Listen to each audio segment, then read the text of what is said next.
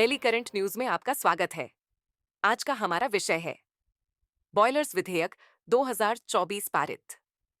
हाल ही में संसद ने 100 वर्ष पुराने बॉयलर अधिनियम को बदलने के लिए बॉयलर्स विधेयक 2024 को लोकसभा में भी पारित कर दिया है। बता दें कि इस विधेयक को 4 दिसंबर 2024 को राज्यसभा में पारित किया गया था और अब लोकसभा से पारित होने के बाद इसे राष्ट्रपति की स्वीकृति के लिए भेजा जाएगा। बॉयलर्स विधेयक 2024 के बारे में।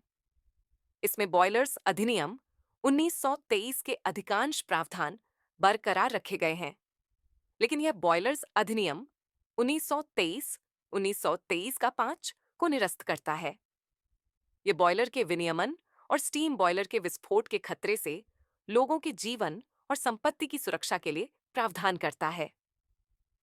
बॉयलर के साथ काम करने वाले कर्मियों की सुरक्षा सुनिश्चित करने के लिए 7 अपराधों में से 4 प्रमुख अपराधों में, जिनके परिणाम स्वरूप जान और संपत्ति का नुकसान हो सकता है, आपराधिक दंड बरकरार रखा गया है।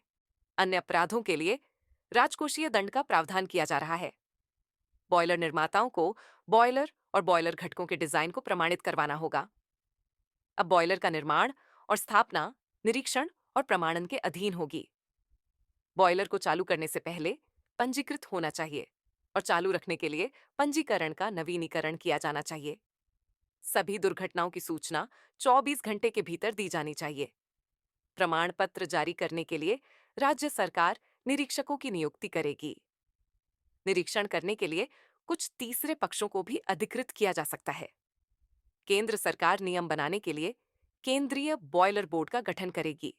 बॉयलर के बारे में, ये एक प्रकार का उपकरण होता है जिसका उपयोग पानी को उबालने और उसे भाप में बदलने के लिए किया जाता है।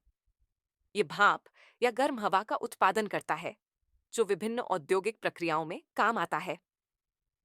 बॉयलर का उपयोग आमतौर पर ऊर्जा उत्पादन, हीटिंग सिस्टम और औद्योगिक उद्देश्यों के लिए किया जाता है। बॉयलर संविधान की समवर्ती सूची के अंतर्गत आते हैं। इसका तात्पर्य यह है कि संसद और राज्य विधानसभाएं दोनों इस पर कानून बना सकती हैं। वर्ष 2024 तक देश में लगभग 40 लाख स्टीम बॉयलर हैं। चलिए अब देखते हैं आज के अभ्यास प्रश्न को। बॉयलर्स विधेयक 2024 के संदर्भ में निम्नलिखित कथनों पर विचार कीजिए। पहला, इस विधेयक को 4 दिसंबर 2024 को लोकसभा में पारित किया गया था। दूसरा, अब प्रमाण पत्र जारी करने के लिए राज्य सरकार निरीक्षकों की नियुक्ति करेगी। उपर्युक्त में से कौन सा या कौन से कथन सही है या हैं? विकल्प ए, केवल 1, विकल्प बी, केवल 2, विकल्प सी, 1 और 2 दोनों, या विकल्प डी, न तो 1 और न ही 2। इस प्रश्न का उत्तर हमें कमेंट बॉक्स में देना ना भूलें। तब तक के लिए धन्यवाद। डियर व्यूअर्स, अपने एग्जाम की तैयारी को और बेहतर करने के लिए हमारे चैनल को लाइक, शेयर और सब्सक्राइब करना न भूलें।